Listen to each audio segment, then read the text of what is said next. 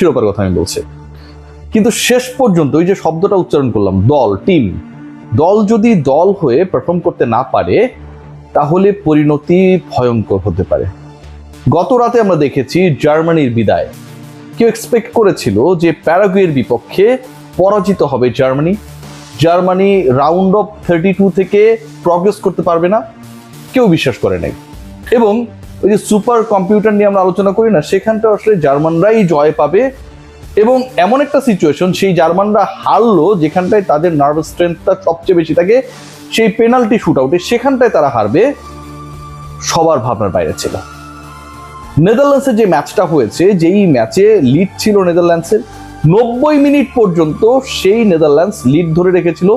91তম মিনিটে যেই 5-6 minute injury time add হয়, সেখানটায় গিয়ে মরক্কো সমতাসূচক গোলটি করে।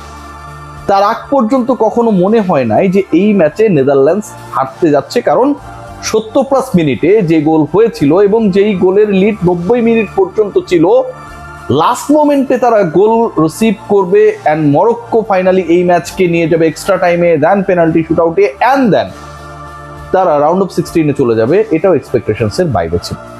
কারণ ওই যে আগে নেদারল্যান্ডস গোল করে এগিয়েছিল, ধরে রেখেছিল। টিম হিসেবে যদি কেউ খেলতে না পারে, সেই নামটা যত বড় হোক না কেন, সেই দলটা যত কনভিন্সিং লিড পাক না কেন, নাম হিসেবে জার্মানি, লিড পেয়ে 90 মিনিট পর্যন্ত চালিয়ে যাওয়া নেদারল্যান্ডস শেষ পর্যন্ত টিকে থাকতে পারে নাই। গত রাতে ইউরোপের যে অঘটনের ঘটনাগুলো ঘটেছে, এর মূল কারণ ছিল actually they fail to play the team game. এবং সেই জায়গাটায় আমার কাছে এই মুহূর্তের যে আপডেটটা রয়েছে, যে আর্জেন্টিনার টিম গেম খেলার ক্ষেত্রে টিম হিসেবে পরের রাউন্ডগুলোতে আরো বেশি চমকপ্রদ, স্ট্রেংথফুল হওয়ার ক্ষেত্রে সবচেয়ে বাধা যে জায়গাটায় ছিল, সেই সংখ্যাটা দূর হয়ে গেছে। I am going to discuss about the defence. এবং লাস্ট ম্যাচে আর্জেন্টিনা জর্ডানের বিপক্ষে 3-1 জয় পেয়েছিল। লিওনেল মেসি মাঠে নেমেছিলেন, তিনি গোল করেছিলেন, নাম্বার অফ গোলস 6, এই মুহূর্তে গোল্ডেন বুট পাবার ক্ষেত্রে সবচেয়ে বেশি এগিয়ে। সেই লিওনেল মেসির দলে টানা 3 জয়ের পরেও লিওনেল মেসি নামলেই গোল পান, এরকম স্বস্তির পরেও বড় আক্ষেপের নাম রক্ষণ।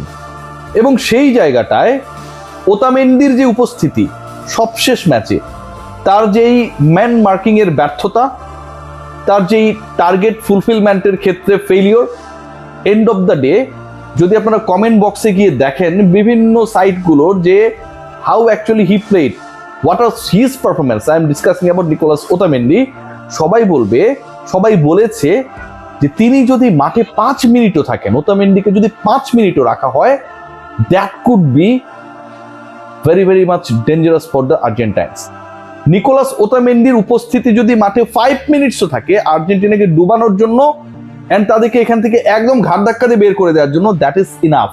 আর্জেন্টাইন ফ্যান যারা রিসার্চার রয়েছেন, যারা ফলো করছেন, সবাই এই ব্যাপারে একমত দ্যাট নিকোলাস ওটামেন্দি এই মুহূর্তে আর্জেন্টিনার সবচেয়ে বড় বাধা। তাহলে তিনি কেন মাঠে? সেই প্রশ্নের উত্তরটা হচ্ছে রোমেরোর ইনজুরি। এই একটা ইনজুরি যেটা আর্জেন্টিনার রক্ষণ নিয়ে আসলে টেনশন ক্রিয়েট করেছিল, রক্ষণাত্মক হতে বাধ্য করেছিল। রাউন্ড অফ 32-তে সেই সংখ্যাটা কেটে গেছে and Argentina has got a very very good news that Romero is available to play the match in the knockout stage. So ওই যে টিম হিসেবে যে আলোচনাটা আমি শুরুতে করলাম, যে মরক্কো